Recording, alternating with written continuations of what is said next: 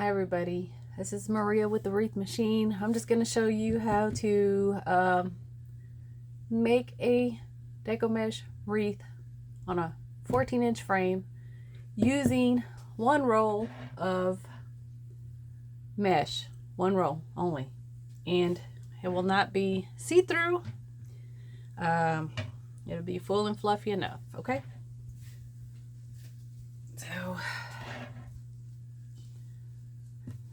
I got the camera pointed at the table.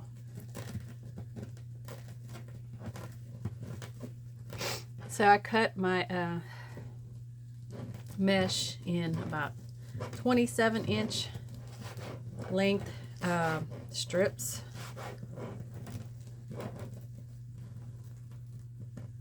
Doesn't matter how you do your ruffles. I just have a certain way of doing them. Please excuse my sniffling. I am still getting over a cold from coming back from out of town. And all right, so what I normally do is I usually start and then I skip and do every other ruffle initially.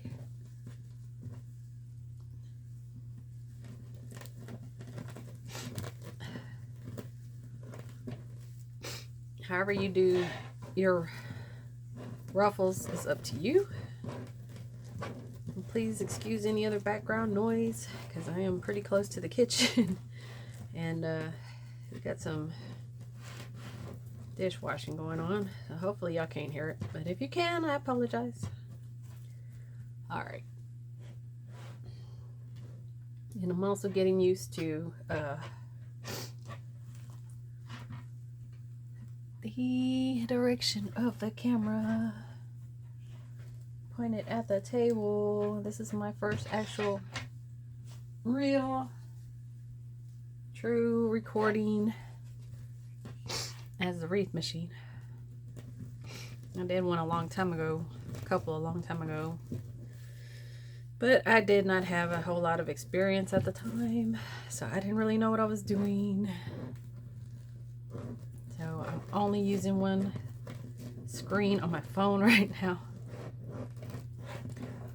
So I want to show you at the end what I'm doing, where I said the wreath is not going to be see-through and all that, but I have to do all of this first to get there, okay?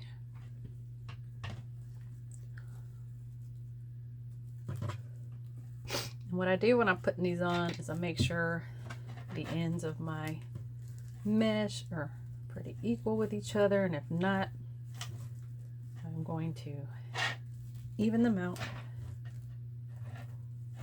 somehow.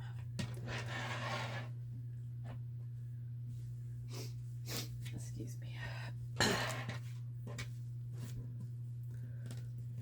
I usually curl the ends of my mesh 5 or 6 times. You can do it more, you can do it less, it's up to you.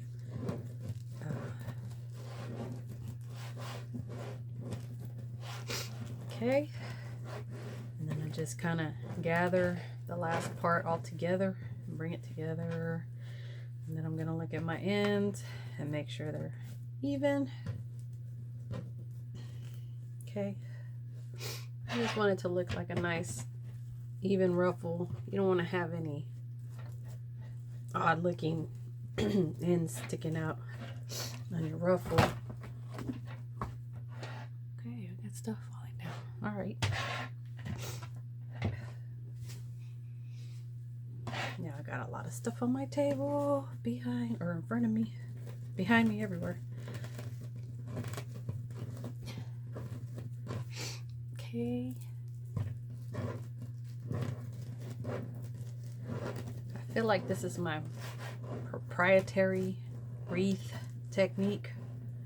But since y'all are watching, y'all are welcome to use it. I went ahead.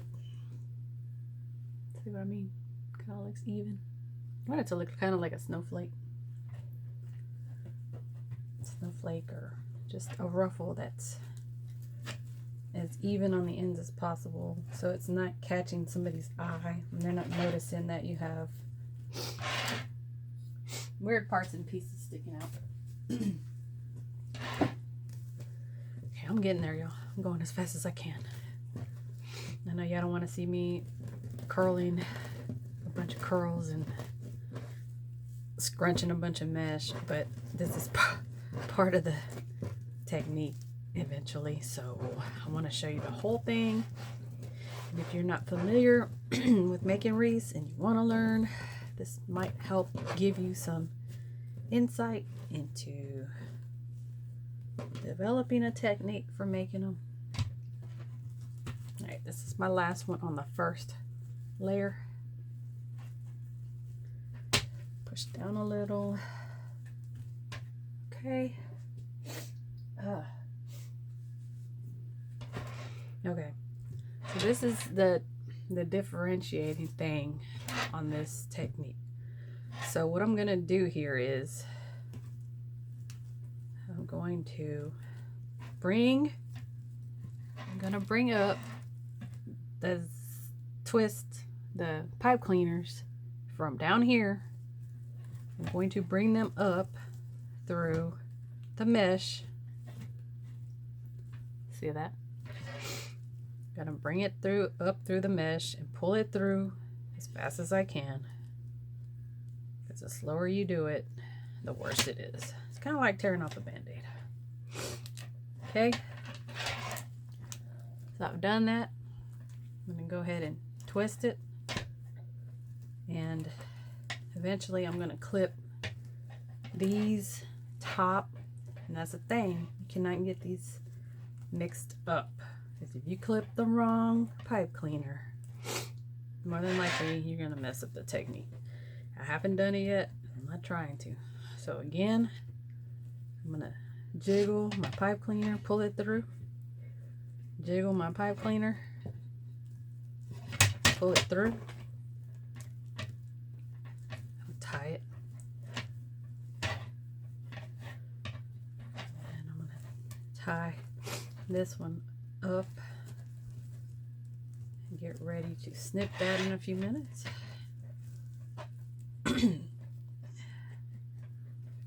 Still with me?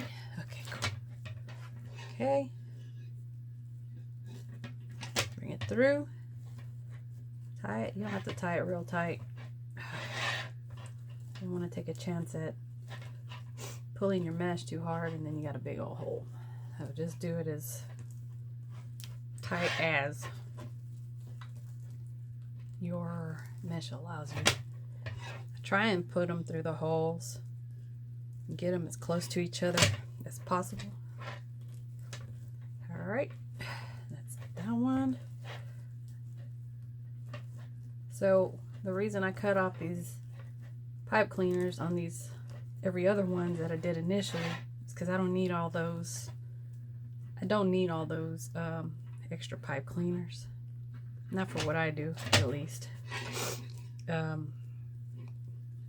So I just leave the 6 out of 12 on these, because that's enough for me to be able to put my ribbon on and my sign and all that stuff. But that's another video. So right now I'm just showing you how to do the base. So all I'm doing is wiggling it through, pulling it up, pushing the mesh down, and tying. Okay, so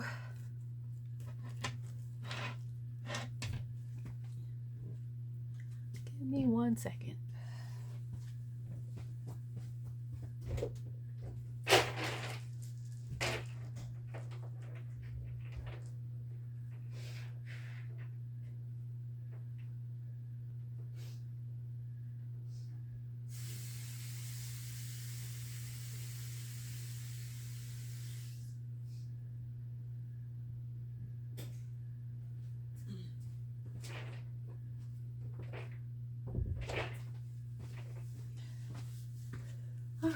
Excuse me, y'all. My nose has been running all day. This is really aggravating me.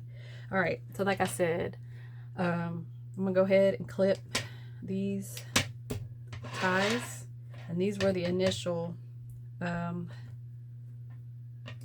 ruffles that I made. Like I said, just be careful not to accidentally cut the wrong ones, and there's not an actual full ruffle here. That's how you can tell the difference, okay?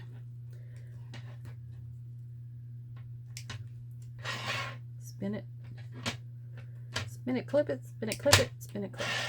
It's gonna take a while for you to get used to doing this and gain speed, but the whole purpose of this is to make a wreath and have it full and use as minimal product as possible to save you a little bit of money.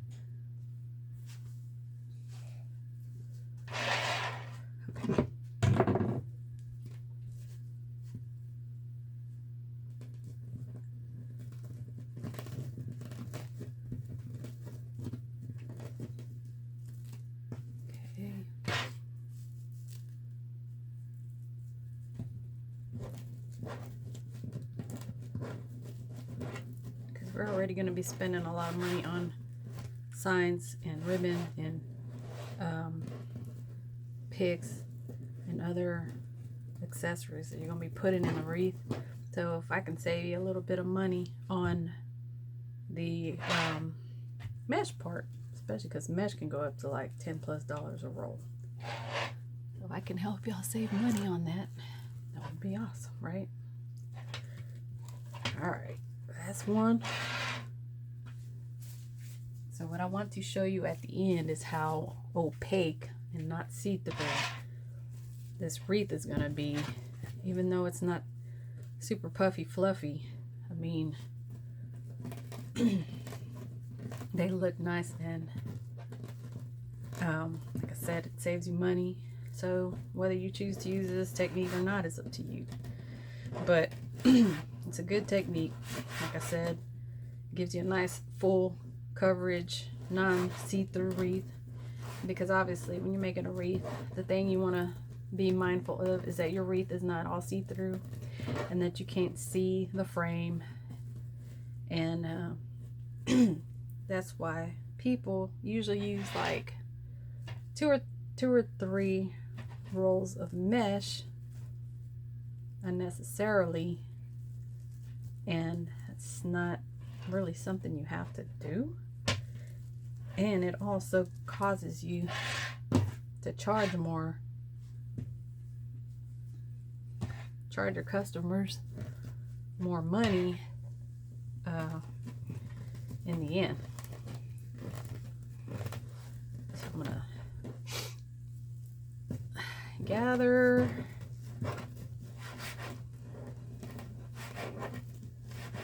Sometimes the mesh gets stuck together, but in the end I leave a little bit of the curl, and I use that to help me gather my mesh all together. Okay, so you're gonna have 6 ruffles on the bottom, then you're gonna have 6 ruffles on the top layer. So all you're gonna have to cut from your roll of mesh, you should have a little bit left, is 12 ruffles total. You can cut your 12 ruffles in the beginning at 27 inches each. You should have a little bit of mesh left over. You know, I'm not a math person. I don't go calculating exactly how much mesh I have, because sometimes they cheat you out of some. Sometimes they give you a little extra. So I'm not gonna like totally depend upon the numbers to be right. So I'm just gonna go with the numbers I know that have been 100% in my favor all this time, and that's cutting mesh about 27 inches long for my wreath. Oh, I skipped one.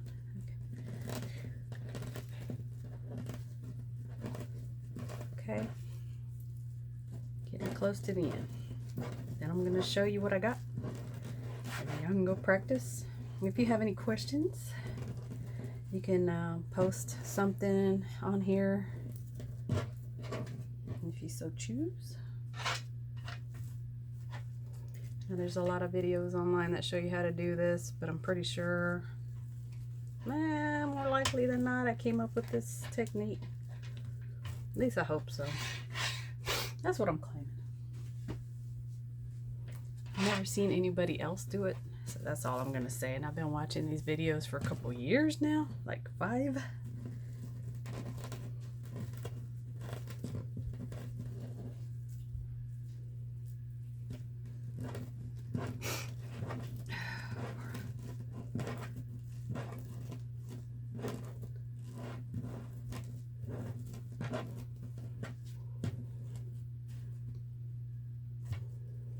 A lot of places you can get mesh from.